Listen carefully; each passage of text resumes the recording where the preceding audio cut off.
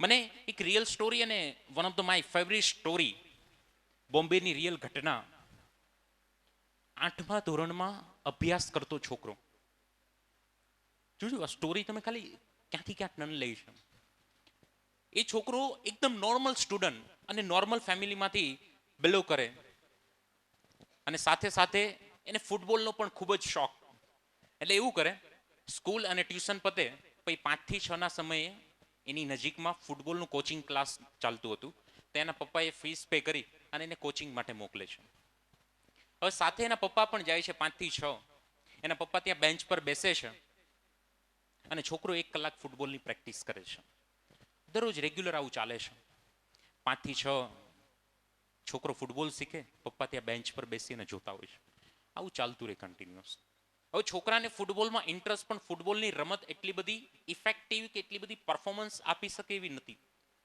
એટલે જ્યારે internally game રમાડવાની હોય ત્યારે એ છોકરાનો ટીમમાં સમાવેશ થતો. અંદર અંદર માનો કે 30-35 પ્લેયરો છે, તો અંદર અંદર ટીમ પાડીને જ્યારે ફૂટબોલ રમાડવાના હોય તો કોચ પ્રેક્ટિસ માટે રમાડે ત્યારે એને ટીમમાં સમાવેશ કરે.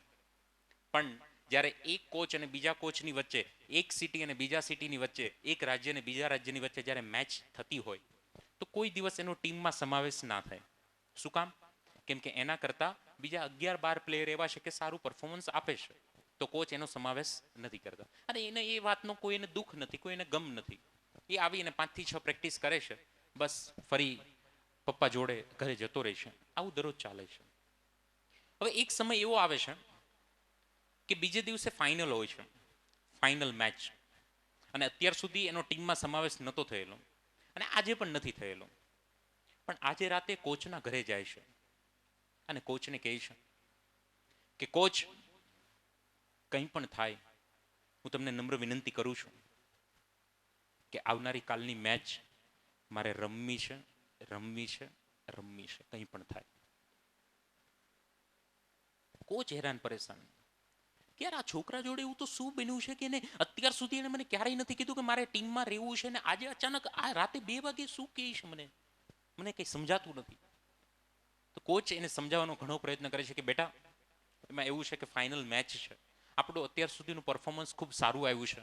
હવે ટીમમાં એક સારા વ્યક્તિને કાઢીને હું તને મૂકું તો એ મારી માટે રિસ્ક કહેવાય. કદાચ તારા લીધે આવનારી કાલે મેચ હારી જાય તો લોકો આંગળી મારા પર ઉઠાવશે, તો હું નહીં કરી શકું.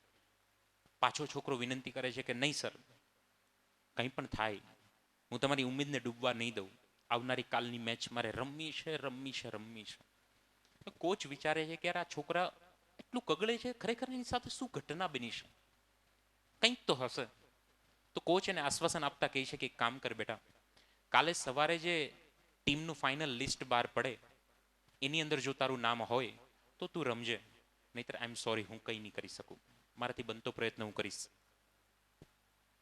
એ છોકરો રાતે ઘરે નથી જતો. કોચની સામે જે ગ્રાઉન્ડ હોય છે, આખી રાત એમાં ફૂટબોલની પ્રેક્ટિસ કરે છે. કોચ રાતે 2-3 વાર ઉઠીને ચેક કરે છે કે યાર આ છોકરો હજી સુધી ઘરે નથી ગયો. ને 2-3 વાર બહાર આવીને પણ સમજાવે છે કે બેટા ઘરે જતો રે, સવારે લિસ્ટ બહાર આવશે ત્યારે હું તને કહીશ અને તો તું રમજે. એ છોકરો સવારે લિસ્ટ જ્યાં સુધી ડિક્લેર નથી થતું ત્યાં સુધી પ્રેક્ટિસ કરે છે. હજુ એને ખબર નથી કે ટીમમાં છે કે નહીં, છતાં એ પ્રેક્ટિસ કરે છે. અને કોચે ખબર નહીં શું વિચાર્યું હશે, એ છોકરાનું નામ એ પ્લેયરની લિસ્ટમાં નાખે છે. છોકરો ખુશ થાય છે, મેચ રમાવાની સ્ટાર્ટ થાય છે. આજ સુધી જિંદગીમાં એ છોકરાએ ક્યારેય ગોલ નથી કર્યો. એટલા ટાઈમથી પ્રેક્ટિસ કરે છે, ફક્ત રમે છે, ક્યારેય ગોલ નથી કર્યો. પણ આજે બને છે એવું કે એની ટીમના જે પ્લેયરો, જે કહી શકાય સારા સારા પ્લેયરો, એ કોઈ ચાલતા નથી, કોઈ ગોલ નથી કરી શકતા. અને આ છોકરો એકલો પોતાના હાથે 3 ગોલ કરી અને પોતાની ટીમને 3-0 થી જીતાડે છે. જેણે આજ સુધી ગોલ નથી કર્યો એ વ્યક્તિ ફાઇનલની અંદર 3-0 થી પોતાની ટીમને જીતાડે છે. એક પણ ગોલ સામેવાળાને નથી કરવા દેતા. એક બાજુ સેલિબ્રેશનનો માહોલ છે, એક બાજુ સેલિબ્રેશન છે કે જીતી ગયા, અને છોકરો એ પાટલી પર બેસી, જેને પપ્પા બેસતા હતા, એ પાટલી પર બેસીને એટલું રડે છે.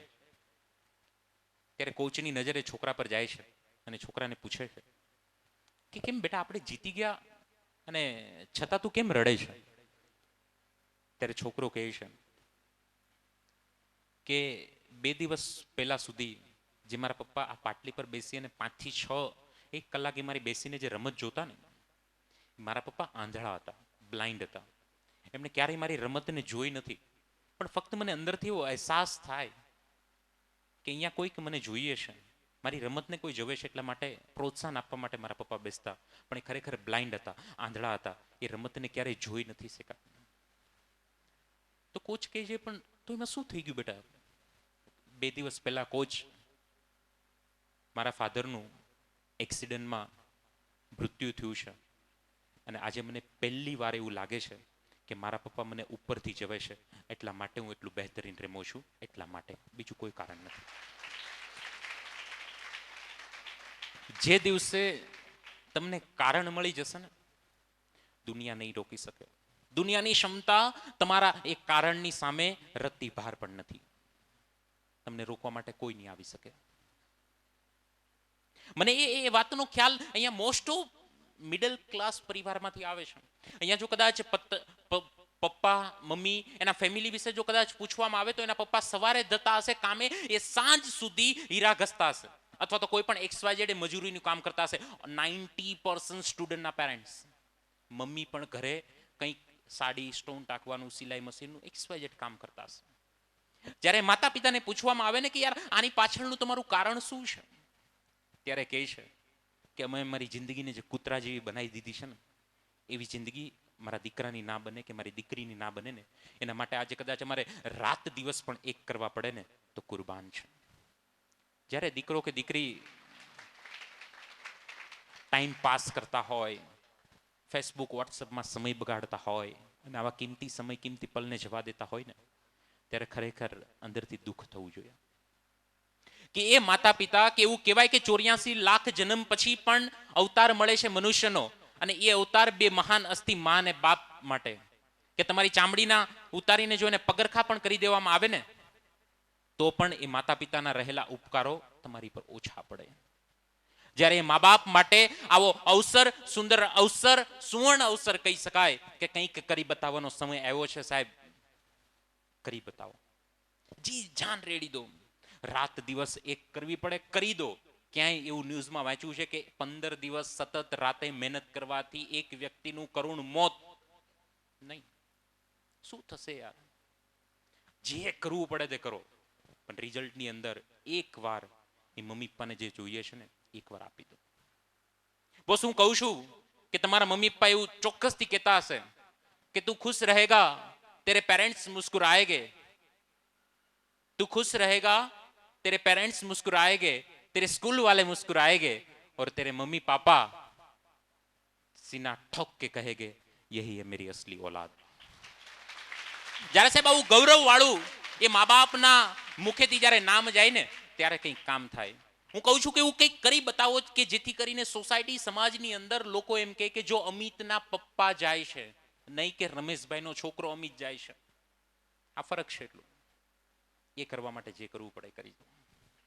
અને લાસ્ટમાં હરિવંશરાય બચ્ચનની સુંદર પોઈમ कि नन्ही सी चींटी जब लहरों, नन्ही सी चींटी जब दाना लेकर चढ़ती है, चढ़ती दीवारों पे 100 बार फिसलती है, चढ़कर गिरना, गिरकर चढ़ना, चढ़कर गिरना, गिरकर चढ़ना, आखिरकार ना करता है, आखिरकार उसकी मेहनत बेकार नहीं होती, क्योंकि कोशिश करने वालों की कभी हार नहीं होती, हार नहीं होती. डुबकिया डुबकिया सिंधु में गोताखोर लगाता. મરજીવા હોય ને એ દરિયાની ઊંડાઈએ જાય તળિયા સુધી ને, ત્યાંથી એ મોતીઓ ગોતી લાવે, એને મરજીવાઓ કે. ડુબકિયા સિંધુ में गोताखोर लगाता, जा जाकर खाली हाथ कर लौट आता, मिलते ना सहेजी मोती उन गहरे पानी में. हर वक्त जैन हर वक्त खाली हाथे आवे, मिलते ना सहेजी मोती उन गहरे पानी में, मन का विश्वास रगों में साहस भरता है, आखिरकार उसकी मुट्ठी हर बार खाली नहीं होती, क्योंकि कोशिश करने वालों की कभी हार नहीं होती, कभी हार नहीं होती. असफलता, ये असफलता एक चुनौती है, उसे स्वीकार करो. આ તો મારો બેટો શું કરે ખબર? પરીક્ષામાં ફેલ થયો, આત્મહત્યા, સુસાઇડ, પંખે લટકી જાય, ટ્રેન.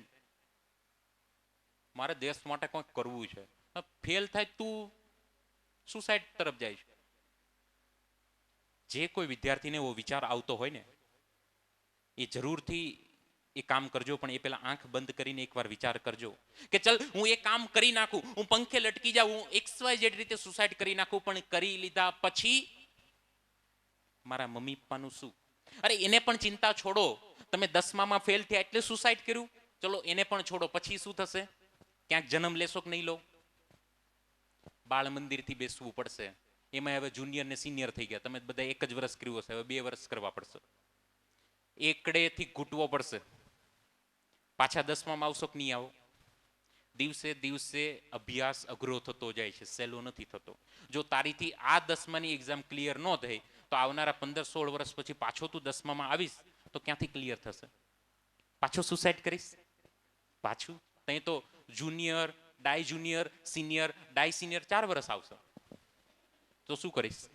20 વર્ષે 10માં પહોંચીશ, પછી કેટલું અઘરું થશે? પાછો લટકી જઈશ. ક્યાં સુધી લટકીશ? ઓલો મોકલે જ રાખશે, તું લટકે જ રાખીશ. એનો અંત ક્યારેક લાવવો પડશે. નિષ્ફળતા એ ટેમ્પરરી છે, પરમેનન્ટ નથી. સફળતા એક પરમેનન્ટ સિક્કો છે બોસ, કે આ સફળ છે. એટલે એવું કહે છે કે असफलता एक चुनौती है, उसे स्वीकार करो, देखो झांको क्या कमी रह गई, उसे सुधार करो. મને ખબર છે કે 22 તારીખે જે એક્ઝામ આવે છે એની અંદર મારે પરિણામ ઓછું આવ્યું તો ટેન્શન લેવાની જરૂર નથી, પણ એ વાત ઉપર મૂલ્યાંકન કરો કે મારા ગણિતમાં કેમ ઓછા માર્ક, મારા વિજ્ઞાનમાં કેમ ઓછા માર્ક. પોતાની જાતને પ્રશ્ન પૂછો, જવાબ તમે પોતે જ આપશો અને એ સુધારો આવનારી પરીક્ષામાં. असफलता आने समझो, હું બહુ ભાર આપું છું આ પંક્તિ પર.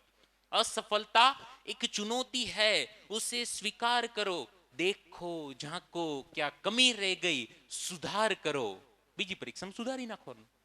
जब तक ना हो सफल तुम, जब तक ना हो सफल तुम, नींद चैन त्यागो तुम, लेकिन संघर्ष का मैदान न छोड़कर भागो तुम. संघर्ष का मैदान न छोड़कर भागो तुम. क्योंकि मेरे दोस्त, कुछ किए बिना ही जय जयकार नहीं होती और कोशिश करने वालों की कभी हार नहीं होती, कभी हार नहीं होती. અને પ્રોગ્રામનો લાસ્ટ વિડીયો જે તમે ક્યારથી સાંભળતા હતા સોંગ, એ વિડીયો હું એટલા માટે લાવ્યો છું. સ્ટાર પ્લસ પર ડાન્સનો સુંદર મજાનો શો આવતો, એની અંદર વિનોદની જોડી છે, હકીકતમાં કપલ છે, હસબન્ડ વાઈફ છે, બંને પગ નથી. અને હું જે ડાન્સ પરફોર્મન્સ તમને બતાવું છું એ ડાન્સ પરફોર્મન્સના આગલા દિવસે એ બંને પગે એ વ્યક્તિ ઇન્જર્ડ થાય છે, પણ છતાં એ જે ફાઇનલની અંદર આવવા માટે જે પરફોર્મન્સ આપે છે, ડુ યા ડાયની સિચ્યુએશન, તમને એ વિડીયોની અંદર ક્યાંય પણ એનું દુઃખ દર્દ દેખાશે નહીં. આવું સુંદર મજાનું પરફોર્મન્સ. આ બતાવવા પાછળનો મારો હેતુ ફક્ત ને ફક્ત કે કોઈ પણ પરિસ્થિતિની અંદર તમે તમારા ગોલને હંમેશને માટે અચીવ કરી શકો છો. આવો છેલ્લો અને સુંદર મજાનો વીડિયો देख के प्यार की ताकत का एहसास होता है. जिन्होंने